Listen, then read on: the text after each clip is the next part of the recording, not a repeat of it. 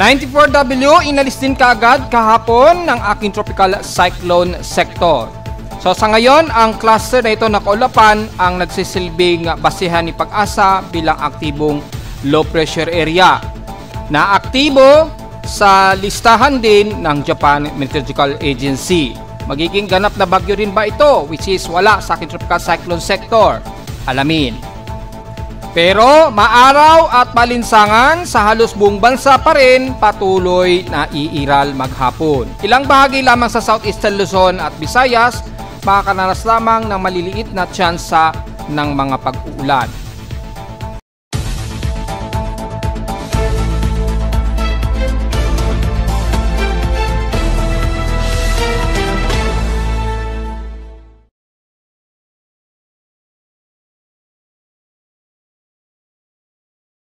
Hello, good morning mga folks. Welcome po muli sa ating daily weather bulletin at analysis para sa araw ng Lunes, August 4, 2025. Ang oras sa ating boss 5 may umaga ay alas 10:23 na ng umaga.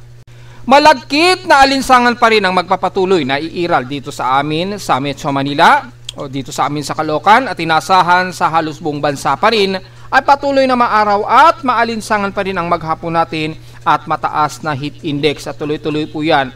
Dahil sa hot humid na panahon, expected ay magiging matindi pa rin ang magiging init ng ating panahon maghapon. Magkaroon pa rin ng mga forecast na mga partially cloudy at mga pag-ulan sa bansa o iba't ibang panig ng bansa ay maliit at mga forecast na maliitan lamang ang karamihan na tsansa na iiral sa maghapon. So importante po ang payong dahil asahan pa rin ang maghapon na grabe ang magiging maalinsangan natin gaya rin kahapon. Pero ang ating habagat ay patuloy pa rin na iiral sa timog kanluran ng bansa at base naman sa aking wind vane ay malakas pa rin ang bugso ng ating habagat, kaya lang drier lamang ito o tuyo na dala ng hangin. Wala masyadong water vapor. Kaya kitang-kita naman sa ating wind vane ang direksyon ng habagat ay patuloy pa rin na magdadala ng hangin. Kaya lang mainit o warm ang dala nito, kaya patuloy tayong makakaranas ng maalinsangang panahon. So wala po tayong nakikitaan dito na water vapor man lang, maging sa ating Doppler radar imagery o Doppler satellite imagery at mula sa ating lightning detection system, dahil maliit ang chance sa ngayon ng mga localized thunderstorms at karamihan ay malalayong karagatan naman ito sa Pasipiko. Pero nakataas ang forecast ng mga pagkulog at pagkidlat dito daw sa NCR. Tatagal ito ng halos 12 hours yung persisting forecast nito. Kasama ang buong Metro Manila, Bulacan, Rizal, Laguna at Cavite. At inaasahan ang mahabang forecast ito ayon sa data feed ni Pag-asa. Sa extreme northern Luzon naman, ang Cagayan Valley ay most likely sa hapon ay may mga posible pa rin daw na magde-develop ng mga localized thunderstorms. Well, tingnan natin dahil grabe po ang alinsangan talaga sa kanila at napakataas ng kanilang heat index. Sa ating current conditions, gloomy haze pa rin tayo. Halos kakaunti lamang kaulapan, so asahan ng matinding sikat ng araw pero mabugso ang hangin natin mula timog kanluran. Sa lowest temperature na itala ng weather station, kininang 5:43 AM, nakapagtala kami ng lowest of 27.1 degrees Celsius. Kapon, grabe ang init agad sa amin sa Caloocan. Air temperature mabot ng 33.4 degrees Celsius.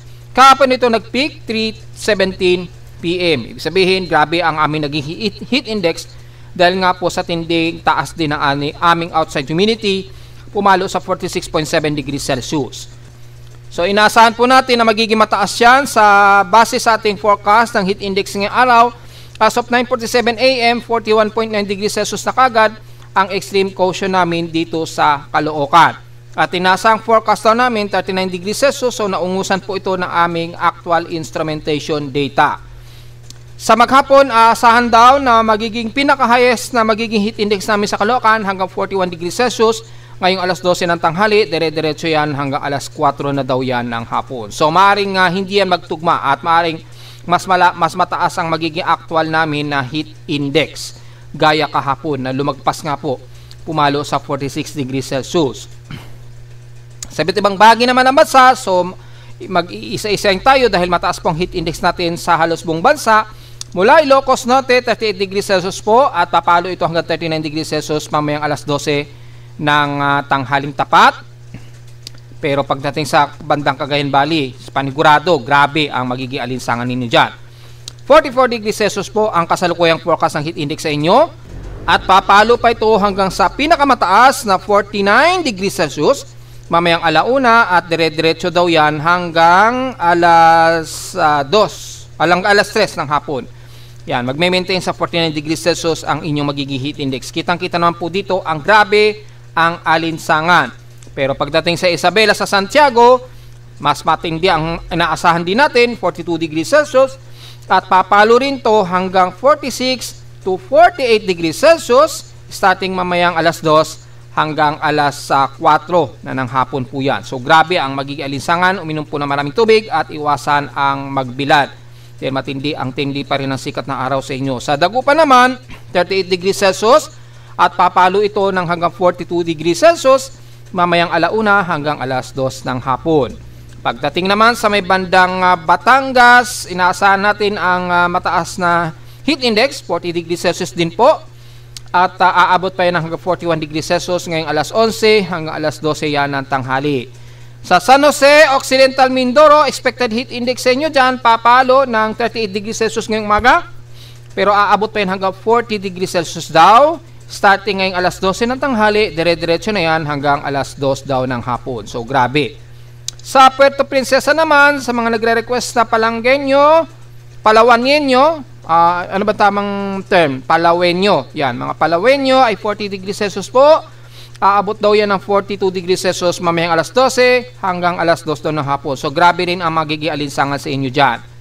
So mukhang advantage sa mga nagbi-beach goer, pero wag masyadong masobra dahil sunburn ang magiging kapalit. Sa Cebu naman, inaasahang heat index sa inyo ay 45 degrees Celsius. Grabe ang init sa inyo dyan, oh. Papalo rin ng hanggang 48 degrees Celsius mamayang alas 12, dire-diretso yan hanggang alas 2 ng hapon. Grabe rin ang init sa inyo niya sa Cebu. Sa bandang Mindanao naman, sa Davao City, ang heat index sa inyo 37 degrees Celsius po, pero papalo pa yan hanggang 39 degrees Celsius ngayong tanghali ng alas 12 ng tanghaling tapat. So wag din masyadong magbibilad. Grabe rin ang magiging init sa inyo dyan. At sa Zamboanga Peninsula, 37 degrees Celsius po ang inyong kasalukuyang forecast ng heat index. At papalo pa ito hanggang 39 degrees Celsius ngayong alas 11 hanggang alas 12 ng tanghaling tapat po. So, generally, mataas po ang magiging heat index sa halos buong bansa. Mangilan-ngilan lamang na magkakaroon ng mga isolated rain showers sa hapon o sa gabi. At napaka-isolated lamang ang iiral na mga kalat-kalat na pag-ulan. Pero kung tatabi naman natin sa PX Extremes, in past 24 hours, nanguna ang Katbalogan sa may pinaka-highest air temperature na 35.6 degrees Celsius. Sa Baguio City, 16.4 degrees Celsius sa pinakamababang temperatura sa bansa. At sa Zamboanga naman ay nakaranas lang sila ng mga light rain showers na tumuto lamang na 4 mm na total rainfall. So wala pa rin kami kahit isang pag-ulan ngayong month of August. Since nakakaapat na araw pa lang naman, so marami pang araw na mga pag-ulan na mangyayari, lalo na't mayroon tayong pagbabago sa forecast pagsapit po ng August 5. So tingnan po natin. At sa ngayon ay wala kaming naging isang pag-ulan po sa amin sa Caloocan so far. Sa aming outside humidity, 75% po. So napaka-high concentration pa rin. Expected po ang magiging malagkit-lagkit na naman na alinsangan nito. Bumaba ito ng 4% since last hour. 1,010 hectopascals po ang outside barometric pressure namin. Yan, kabababa lamang sa 1,009 at steady ito since last hour. High tide, low tide status, kasalukuyang pa-low tide pa lamang pero mataas pa rin ang sea level natin. I-double check natin kung umabot ba ng 1 meter ang sea level. Yes, kaninang mga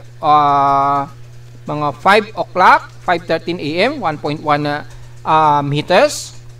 So pababa o less than 1 meter na po ang taas ng sea level natin. Pero delikado pa rin lalo na sa may bandang kaluran na kung saan malakas ang bugso ng ating hangin. Ingat pa rin po. Sa ating almanak, sumikat ang haring araw kaninang 5:40 AM. Inasang lulubog po ito mamayang 6:24 PM. At ang ating 75% illuminated, waxing gibbous. Mamaya pa po mag-moonrise yan, mamayang 2:14 PM ng hapon. At bukas na ng madaling araw ng 1:34 AM na ito, lulubog. At sa ating local weather outlook, para ngayong Lunes at Martes, well, asahan po natin, partly cloudy lamang ang halos maghapon natin, halos sa maghapon. at walang naka-forecast ng pag-ulan pa rin. So expected ang grabe na maaraw at malinsangan ang Metro Manila sa maghapon. Bukas ng Martes ay magiging maulap po tayo na may chance daw ng localized thunderstorms pagpasapit daw ng hapon. So baka bukas po daw ng Martes, mukhang magkakaroon tayo ng chance na pag-ulan at localized thunderstorms sa hapon, lalo na naglalaro sa 90% chance ng pag-ulan. Highest and lowest temperature expected 33 degrees Celsius and lowest temperature expected 26 to 27 degrees Celsius. Sa whole short-term weather forecast natin, inaasahan natin starting Miyerkules o Wednesday hanggang nitong susunod na Friday, magkakaroon na raw tayo ng mga partially rains, mga overcast at cloudy na. So ito, sinasabi nga po natin na magkakaroon ng changes sa pattern ng ating weather systems. Dahil nga po may forecast nga po na may babubuong low pressure area. Yun. Supposed to be C94W pero sa ngayon tinanggal ito sa listahan ng aking tropical cyclone sector. Malamang hindi ito nakitaan ng improved circulation. Kaya sa ngayon ay wala tayong inaasahang low pressure o aktibong low pressure area maliban na lamang sa nagiging forecast ngayon ng Japan Meteorological Agency at ni Pag-asa. Malamang i-recall ito ng aking tropical cyclone sector as 96W siguro.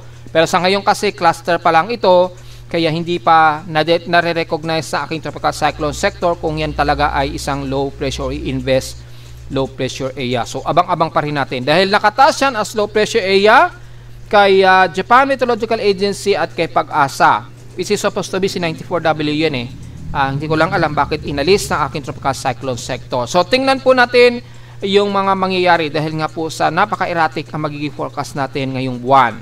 So diretso agad sa ating ginagamit na satellite imagery. So pahapyaw ang mangyayari sa ating forecast nito sa lagay ng panahon sa bansa dahil kitang-kita naman mula Luzon, Visayas at Mindanao. Very fairly weather at napaka-maalinsangan po ang magiging panahon natin. So tirik na tirik po ang ating haring araw. May mga pag-ulan o party cloud dito sa may bandang southeastern Luzon, especially sa bandang Bicol region. Diyan sa Camarines Sur, Duanes, kasama na ang Legazpi hanggang Sorsogon. May mga iira sa inyo mga party cloud diyan at mga ilang maliliitan lang na tsansa na pag-ulan. Pero sa nalalabi ng Visayas at Mindanao, ganon din ang lagay ng panahon sa inyo. Katamtaman, maaraw at fairly weather tayo. So maghapon din ang tuloy-tuloy na mga maalinsangang panahon ngayong umaga. Pagsapit ng hapon dito sa may bandang Mindanao, asahan din ang mga isolated rain showers and localized thunderstorm dahil medyo tumataas po ang water vapor dyan sa may bandang southern part ng Visayas at Mindanao. So mostly ay mga isolated lamang talaga magiging pag-ulan natin sa maghapon. Kagaya na lamang na naging pag-ulan kahapon sa Mindanao. So normal po yan at isolated lang naman. So kung umulan man sa inyo, medyo maganda po dahil magiging ibsan yan sa tinding init. So wala tayong masyadong magiging analysis sa magiging lagay ng panahon sa buong bansa dahil halos 80% o 90% pa rin ay magiging maaliwalas, maaraw at maalinsangan ang magiging madalas nating maghapon ngayon sa bansa. Mga ilan lamang na mga isolated rain showers na masasabi natin na medyo maganda yan para maibsan po ang grabing init sa maghapon.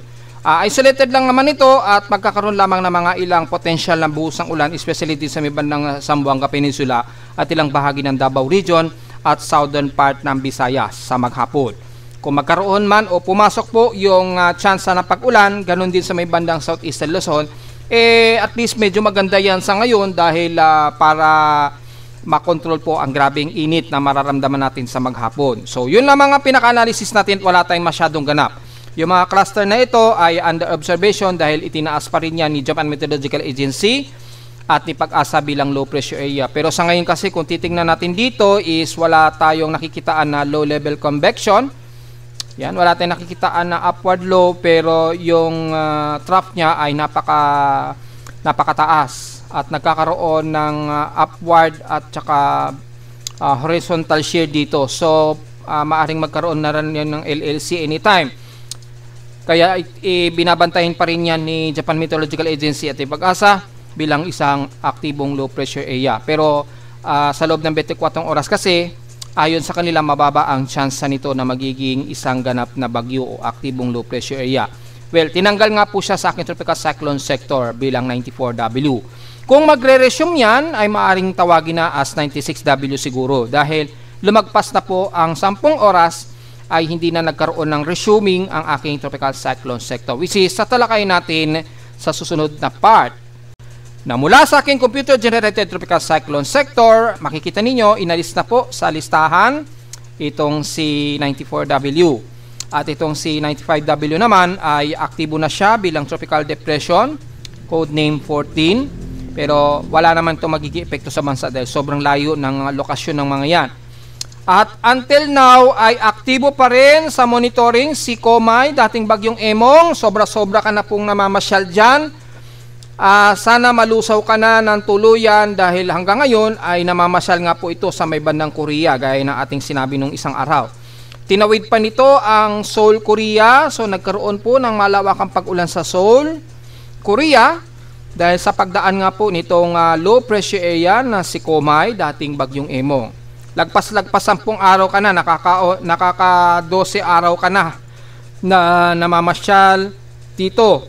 Sana tuluyan ka ng malusaw dahil very subtropical storm ka na maituturing dahil sa sobrang taas na ng iyong altitude location o yung pinaka-elevation mo sa ating sa globe. Kumbaga, northern hemisphere na ang location mo. So, hopefully, malusaw ka na ng lubusan dahil sobra-sobra na ang pamamasyal mo after nung nakaraang linggo na pamamayagpag mo sa amin sa kanluran ng Nodo Luzon. At so far, yung dalawang aktibong bagyo ay subtropical storm na rin. Parehong nasa tropical storm na yung dalawa. So, wala na rin banta sa bansa at wala na rin banta sa may bandang Tokyo, Japan o sa anumang silangan ng Japan. At ito nga pong yung nakatawid na si Iona ay pahilagang kanluran na rin ng kilos nito. Hindi natin alam kung saan na magiging tumbok nito pero sa ngayon wala itong natutumbukan na anumang kalupaan so far. At si 95W ay malayo rin na ito ay magiging epekto sa bansa. At itong si 94W nga po ay ngayon ay inalis nga po siya. Actually kahapon pa sa tinanggal na aking tropical cyclone sector dahil hindi nga po ito nakitaan ang anumang aktibidad sa loob ng 48 oras nga po nung ito ay unang mag-invest. Yan. So, ang natira sa kanya, yung remnant draft niya na nakapasok o papasok ng Philippine Area of Responsibility na kasalukuyan naman binabantayan ni Japan Meteorological Agency at ni Pag-asa bilang isang low pressure area. At since makapal ito na cluster ng kaulapan dito na kumikilos pakanluran nga po, ay sa ngayon ay hindi pa natin nakikita nito ng upward low pero yung pinaka-convection niya o convergence mataas siya mataas yung convergence niya So, isa sa part kasi yun na ma-identify bilang low pressure area. Kaya lang wala siyang LLC, kaya hindi siya itinuring na aking tropical cyclone sector bilang isang invest low pressure area sa ngayon. Kaya kahapon tinanggal siya. So, tingnan po natin kung magkakaroon siya ng panibagong LLC, malamang tawagin na yung 96W once na nakapasok ito ng PAR. Tingnan natin dahil aktibo pa rin yung kanyang sirkulasyon at kung titingnan natin yung pinaka-rainbow color ng RGB niya, napakalawak po ng kanyang kaulapan dito. At kung titingnan natin yung pinaka-satellite niyan ay makapal na rin ang water vapors niyan. So heavy rain showers at potentially violent rain shower ang dala po niyan. At kumikilos nga po ito pangaluran. Dahil nga po yung presensya po ng high pressure area, ayan, namamagitan po sa dalawa. Yan, yung high pressure area na sinasabi nga po natin na nagpipigil po sa anumang low pressure area sa ibaba, dito sa ibaba na kumilos pahilaga. Ang mangyayari yan, lahat ng anumang low pressure area o bagyo ay pakikilusin niya nito pakanluran o pahilagang kanluran ang magiging direksyon ng anumang low pressure area na mabubuo sa katimugan niya. Yan. Kaya mapapansin po ninyo, lahat ng nabubuo rito na bagyo, iiwasan po yan. Gaganyan ang magiging kilos niyan at yung ibang bagyo naman, pag ganun ang kilos, kung ano man ang may mabuong bagyo rito o low pressure area. Halimbawa lang po may mabuo dyan. Kikilos yan pahilagang silangan, palayo dito sa area na kung saan malakas po yung high pressure area, naglalaro 1017 to 1018 hectopascals po yan. Kahit tingnan nyo dun sa pinaka spectral model, which is pinakita ko rin sa inyo kahapon at itong isang araw, na magkakaroon nga po ng high pressure area at yun nga po magiging rason kung bakit lahat ng low pressure area na mabubuo dito sa bandang silangan ng Mindanao sa labas ng PAR o bandang katimugan ng Guam, kikilos talaga yan pahilagang kanluran o pakanluran ang magiging direksyon yan. Yan o, sobrang dry ng area o. Mataas yung high pressure area dyan sa yung paligid na yan, mataas yung high pressure dyan, kaya makikita ninyo iwas na iwas ang anumang surface trap o anumang bumababang atmospheric pressure. Iniiwasan talaga yung area na yan. Ganun po ang nangyayari. So, naitutulak po ang anumang trap o low pressure area, pakanluran, hanggang sa iniiwasan ito ng anumang low pressure area. Ang tendency ay bumabalandra po ito dito sa silangan ng ating bansa. At dahil sa nagkakaroon na accumulation, ay expected na nagkakaroon na ng mga party cloudy dito sa bahagi nga po ng Southeastern Luzon at Eastern Visayas. Na unti-unti magkakaroon na ng overcast anytime, and then maya-maya ay magkakaroon ng medyo gloomy na panahon. Kaya nakakaranas ng mga isolated rain showers ang ilang bahagi ng Mindanao at eastern part ng Visayas. Maliban pa sa bandang Metro Manila or ilang bandang Laguna or Batangas at extreme Northern Luzon, patuloy tayo na halos maalinsangan ang panahon. Ayan, so dito unti-unti nagiging overcast na dahil lumalapit na nga po yung cluster na ito ng kaulapan. So yan po ay magsisilbi po itong cluster muna dahil hindi pa siya identified na aking tropical cyclone sector, pero kahapon pa ay observable na yan ng GMA at ni Pag-asa bilang isang mahinang low pressure area o mababang tsansa pa ng low pressure area. Yan, nasa low pa yan ang category niyan. So tingnan natin kung itataas uli yan ng aking tropical cyclone sector. Sa ngayon ay wala pa tayong inaasahan na anumang invest base sa aking tropical cyclone sector. Kung pagbabasa naman natin ang tropical cyclone assessment monitoring natin, makikita po dito sa mga predictions and forecast o extension forecast ay nanatiling aktibo nga po itong circulation na pumasok sa ating PAR, which is yung diniscuss natin ng isang araw. And expect natin si 94W yan. Pero dahil inalis po siya, ay magme-maintain yan as forecasted at makikita din natin dito yung favorable niya ay medyo possibly pa rin ang indication. Yung pinaka-vorticity niya napaka-shallow lamang. Ayan, ito nga po yun. Yung low pressure na binabantay ni Pag-asa. Napaka-shallow o napaka-hilaw o napaka-babaw lamang yung kanyang vorticity. Which is, doon sa nauna nating forecast, mataas naman yung kanyang vorticity. So, napaka-erratic. Napaka-erratic ng forecast. At yung ating real-time formation probability ay wala tayong nakikitaan. Pero sa ating global spectral model ay makikita po ay aktibo pa rin ang pagkilos nito pakanluran. Ayan nakapasok ito ng PAR. So ngayong araw nakapasok na nga ito ng PAR, yung cluster ng kaulapan at kikilos nga po ito pakanluran. Ayan, lalapit yan dito. Pero makikita natin ay hindi nagkaroon ng medyo intensification. So base sa kanyang mean sea level pressure, ang pinakamababa lamang niya 1,008 hectopascals.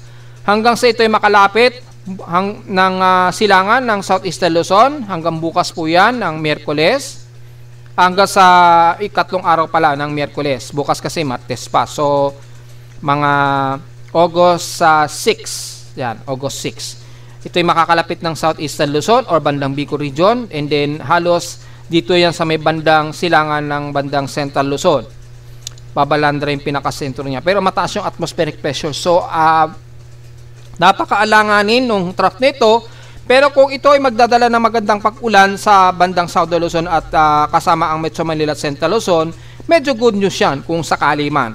Wag lang siyang maging bagyo or aktibong low pressure area. So magdadala yan ng pag-ulan, at least medyo makontrol po yung grabing init natin sa Southern Luzon kasama na ang Metro Manila at Central Luzon yan. Pagsapit yan ng bandang Huwebes o Biyernes. Yan. Pagdating kasi ng Biyernes, didikit na yan dito. Halos hindi na ma-identified. Yan. So, kung hindi man ito maging isang aktibong low pressure area, well, maganda na rin kung magdadala lamang ito ng mga pag-ulan o yung pinaka-shallow trough lamang niya.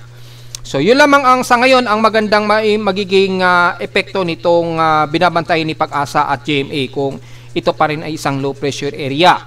Yan, since napaka-erratic at napakababa ng kanyang atmospheric, napakabigat pa rin ng kanyang atmospheric pressure. Yan, mababa yung tsansa na mas bumaba ito sa 1,003 hectopascals to 1,001 hectopascals. So, base dito sa pinaka-empirical forecast ng Global Spectral Model. Yan, sa tropical cyclone strike probability natin, makikita naman dito ay mataas ang probability ng strike probability. So, ibig sabihin lamang yan, hindi ibig sabihin bagyo kaagad yan. Kung hindi man maging bagyo yan, mag-maintain lang siya as shallow trough. Yung dalang ulan nito, maapektuhan na nito in 72-hour period ang timog silangan ng Southern Luzon. Yan, kasama na ang ilang bahagi ng Northern Samar. Yan, Catanduanes, hanggang sa ilang bahagi yan, Legazpi hanggang Sorsogon. At least 5 to 10% maapektuhan yan. Hanggang August 6 po yan ha. So, base na rin sa sinabi natin, Miyerkules po yan, ma-epekto. And then, pagdating po ng Huwebes, apektado na rin ang buong Southeastern Luzon, Bicol Region, silangan ng Visayas sa Eastern Samar Region. Medyo nadadamay na rin ang Metro Manila niyan. Mga Huwebes po yan ha, take note po yan. So, kung hindi man ito mag-iisang ganap na bagyo, cluster lamang ng mga dalang ulan o halos shallow trough, magdadala po yan ng pag-ulan sa halos buong Southern Luzon, kasama na ang Calabarzon, Metro Manila at buong bahagi ng Central Luzon at Northern Luzon. Sa silangang bahagi nito ay apektado at least 20 to 30%. Yan. Pagsapit po ng Biyernes, nitong sinabi nga natin, susunod na weekend, mas mataas na po na maapektuhan ang buong Southern Luzon, Eastern Visayas, kasama ang Metro Manila, Mindoro, Central Luzon, and the rest ng extreme Northern Luzon. Naglalaro na sa 20 to 30%. So, kung uulanin man tayo dyan, ay at least medyo maibsan ang tinding init ng panahon. So, malinaw po, either way po ha, na maging bagyo man yan o shallow trough, magbubunsod pa rin yan ng pag-ulan dito sa atin sa buong Luzon, kabilang na ang Southern Luzon at bandang Eastern Visayas po yan. Mga Thursday and Friday na po yan. So, inaasa natin sa darating na weekend ay patuloy tayo magkakaroon ng mga pag-ulan at apektado ng tropical cyclone strike probability na ito, kabilang na ang Metro Manila at buong bahagi ng Northern Luzon. Ayan, tumataas na. So, kung magkaroon man tayo ng pag-ulan yan, starting mga Thursday o Friday, at least medyo maganda para maibsan nga po ang tinding init na mararamdaman natin mula pa nitong linggo. At ngayong Lunes ay grabe pa rin na magiging alinsangan natin. So, until Wednesday po yan ay patuloy tayo na makakaranas ng ganitong sama ng panahon o tinding init na alinsangan until na makalapit po itong shallow trough na ito, kung magme-maintain ito as shallow trough, at kung hindi man ito maging isang ganap na bagyo o aktibong low pressure area. So kung magme-maintain lang siya as low pressure area, magdadala lamang ito ng malawakang pag-ulan dito sa parte nga po ng Luzon hanggang Southern Luzon, kabilang na ang Metro Manila. So may mga tendency tayo na posible pa rin tayong bahain yan, depende sa dala ng ulan nitong shallow trough na ito pagdating ng nitong Huwebes o nitong darating na weekend. At wala naman sa ating computer generated o simulation ng mga computer generated natin, makikita po natin yung shallow na paglapit na ito ng kaulapan dito sa may bandang silangan nga po ng Luzon. Pero kung makikita nyo po ay walang nakikitaan si GFS na nagkaroon ng intensification ito. At naipush ng husto ng high pressure area, yung low pressure area na ito, kaya babalandra talaga ito sa may bandang Luzon nga po. Pero sa ngayon ay hindi ito nakikitaan ng intensification, yung low pressure area na yan o shallow trough. Kay SMWF, shallow trough din ang nakikitaan dito. Ayan, tapos lalapit dito sa may bandang silangan ng Luzon. Ayan. So, medyo good news yan kung sakaling mag-maintain lamang siya as shallow trough.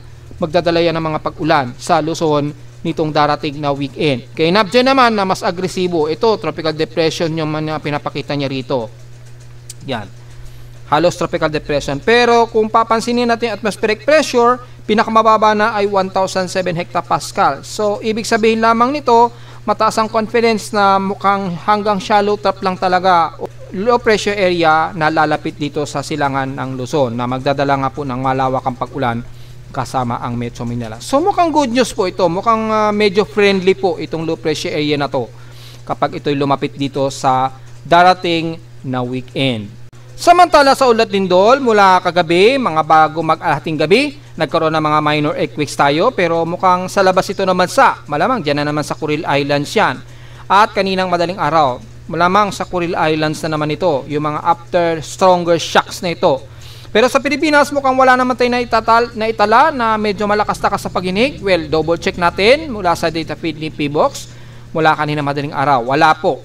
Puro mga minor lamang na mga pagyayenig ito at wala po medyo malakas-lakas. So malinaw lamang sa seismometer ko ay mukhang dyan na naman yan sa Kuril Islands. Kung i-double check natin sa World Seismic Monitoring natin, ay obvious naman ay ang pagyayenig pa rin dito sa may bandang Kuril Islands malapit sa Russia ay patuloy pa rin ang mga sunod-sunod na mga malalakas na mga paghinig. Ayun, no?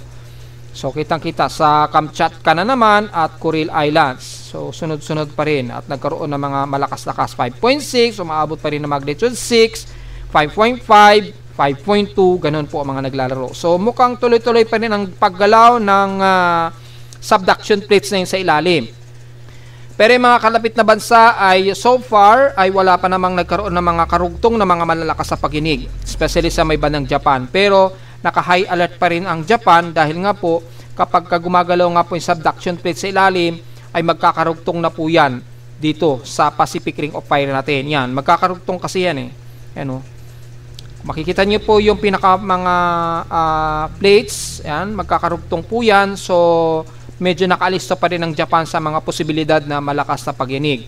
At dugtong-dugtong yan kasama na ang bandang Palau, Northern Mariana Islands, kabilang na ang Pilipinas. Pero typically dito, madalas medyo gagalaw ang bandang Manila Plate. Pero yung Philippine Sea Plate ay hindi naman masyado magkakarugtong yan dito sa pinaka-subduction plates mula sa pinaka-Kuril Islands. Yan, yung subduction thrust na yan, hindi naman nakadugtong dito yan sa may bandang Eastern Philippine Plate. Ang medyo karugtong lamang ay dito sa may bandang subduction ng Manila Plate. Yan, o Manila Plate dito sa Northwestern Luzon Plate. Yan, subduction thrust po yan. So, dito is subduction thrust din. So, depende yan sa magiging galaw since pag ganyan ang galaw kasi ng malakas na force ng thrust, pag ganyan. So, ano man ang sasalubong dyan pailalim at magkakaroon ng malakas na pagyanig ay maaari pa ring madamay ang Pilipinas. Pero sa ngayon, wala pa naman. Pero maging alisto tayo anytime dahil magalaw po yung ating Pacific Ring of Fire.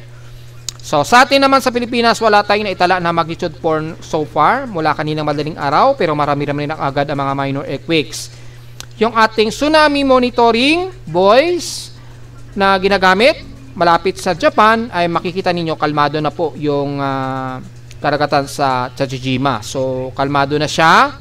Sa Maynaha, ganun din, kalmado na rin. So, wala na tayong masyado na detect na mga minor tsunami waves. Wala na.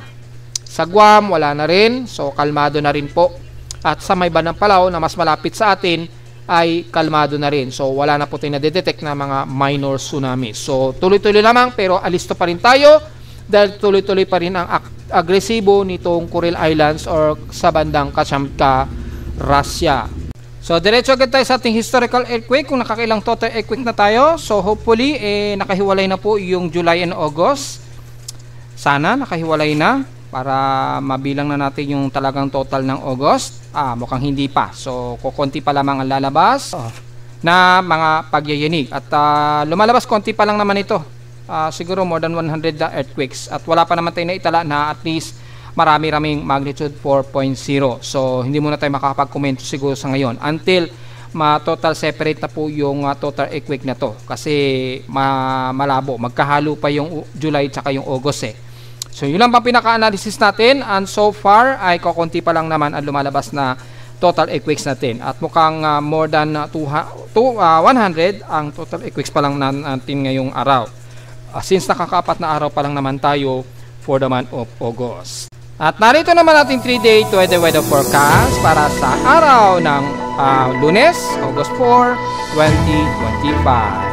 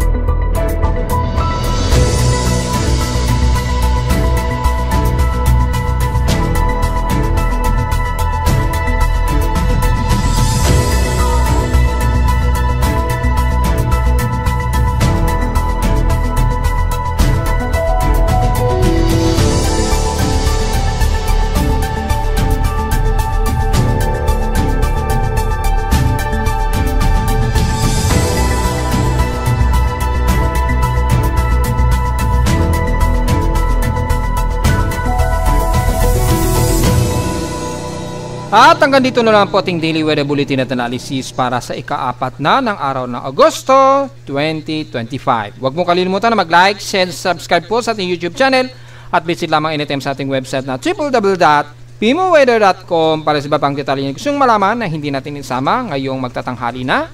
Since magiging malinsangan ng halos buong bansa at mga maliitan lamang talaga ang tsansa na magkakaroon tayo ng magpag-ulan. Swertihan na lang talaga na kayo ay uulanin sa inyo ngayong maghapon. At visit lamang sa ating website sa gusto malaman pa rin pinaka-dynamic events mula sa reading ng aking aparato mismo sa Caloocan at sa data feeds mula sa iba't ibang weather agencies. Maraming salamat po mga folks at magandang araw po sa ating lahat.